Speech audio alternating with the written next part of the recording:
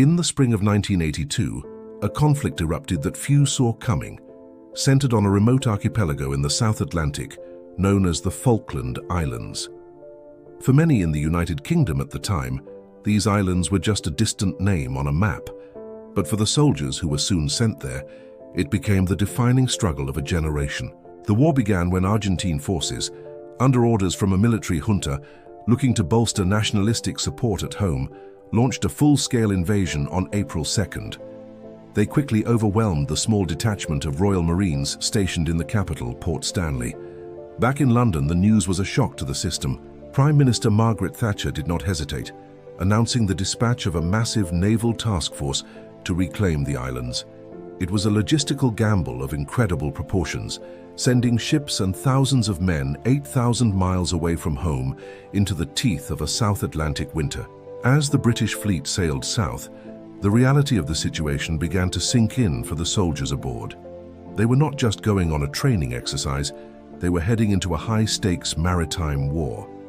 When the landings finally took place at San Carlos Water in late May, the area was dubbed Bomb Alley because of the relentless and daring attacks by Argentine pilots. Once the troops were finally on the ground, the real test for the infantry began. The British soldiers had to navigate a landscape that was almost entirely devoid of cover, consisting of boggy peat, rugged hills, and biting winds. With many of their transport helicopters lost when the Atlantic conveyor was sunk by an Exocet missile, the soldiers had to do what they famously called the Yomp. This meant marching for miles across treacherous, roadless terrain while carrying packs that weighed over 100 pounds. The first major land engagement occurred at Goose Green. This battle became legendary for its intensity and the sheer determination of the 2nd Battalion, the Parachute Regiment. Facing a much larger entrenched Argentine force, the British paratroopers fought through the day and night. It was here that Colonel H. Jones was killed, leading a charge against an enemy machine gun position, an act for which he was later awarded the Victoria Cross. The victory at Goose Green was a massive psychological turning point, proving that the British ground forces could overcome superior numbers even when the odds seemed stacked against them. From there, the focus shifted toward the final objective, Port Stanley. The city was surrounded by a ring of high ground where the Argentine defenders had dug in deep. The battles for these peaks, like Mount Tumbledown, Mount Longdon, and Two Sisters, were some of the most brutal of the entire campaign. At Mount Tumbledown, the Scots Guards launched a night attack that resulted in fierce hand-to-hand combat. Imagine the scene where pitch-black darkness, freezing rain, and the constant roar of artillery combined, while soldiers moved up steep rock faces under heavy fire.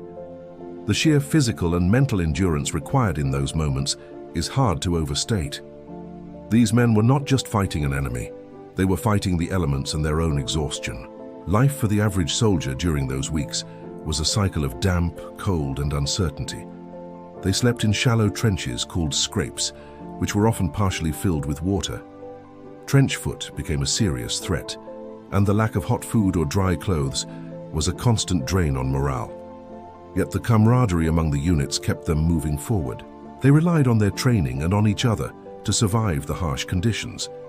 By the time the British forces reached the outskirts of Port Stanley, the Argentine command realized their position was untenable. On June 14th, the Argentine forces surrendered, bringing the 74-day conflict to an end.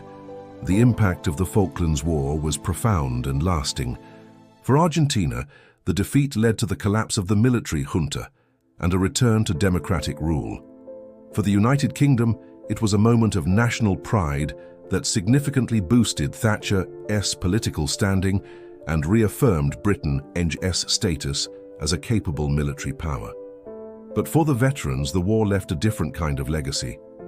Hundreds of lives were lost on both sides, and many who returned carried the physical and mental scars of the battle for years to come.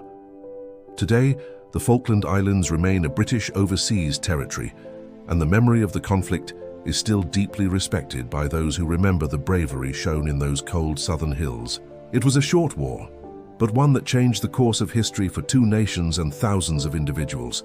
Thanks for watching this look back at a pivotal moment in history, and please follow or subscribe for more.